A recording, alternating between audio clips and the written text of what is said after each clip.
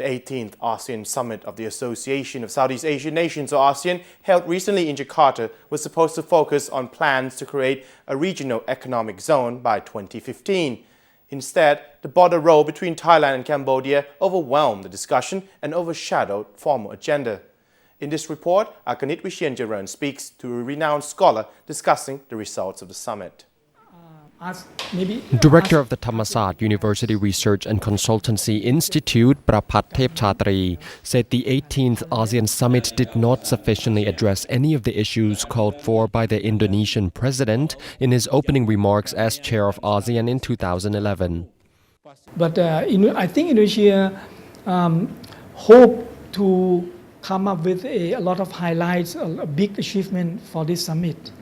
But I am disappointed that it didn't turn out that way. The only discussion considered successful was on ASEAN's need to maintain centrality in the upcoming East Asia Summit, in which the United States and Russia will participate for the first time.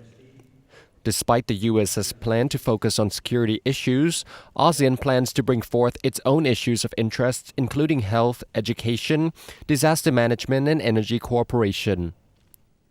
But aside from that, Prapat said there was no concrete progress in building the ASEAN community, no clear position on ASEAN's role in the global community post-2015.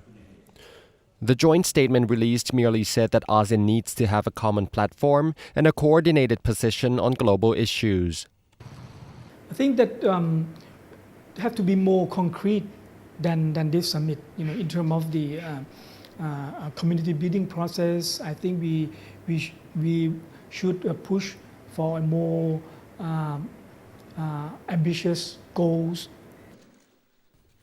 Instead, the formal agenda of the summit was overshadowed by the border row between Thailand and Cambodia.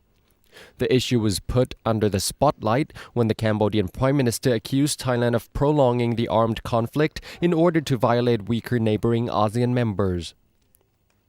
The Thai Prime Minister dismissed the accusation, reiterating that any problem should be solved bilaterally and, if needed, with the facilitation of the region. In an effort to moderate the border row, the Indonesian president hosted an informal meeting with the Thai and Cambodian leaders, but failed to achieve a breakthrough in negotiations. While Thailand agreed to accept Indonesian military observers, the observers are yet to be dispatched due to disagreements over troop locations. Prapat said that Thailand needs to accept that the border dispute has already become an international issue and needs to adjust its policy and allow ASEAN to serve as a mediator. I think that UN Secretary General Ban Ki-moon and US Secretary of State Hillary Clinton have already publicly backed ASEAN's mediation role.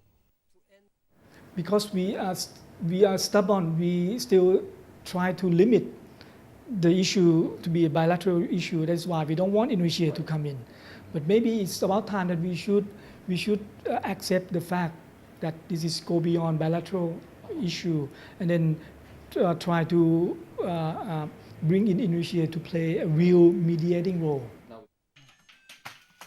Since February, 18 have been killed and 85,000 people have been forced to evacuate in weeks of clashes on the border. ASEAN leaders said that the dispute could undermine ASEAN's unity and credibility, and compromise is needed to move forward.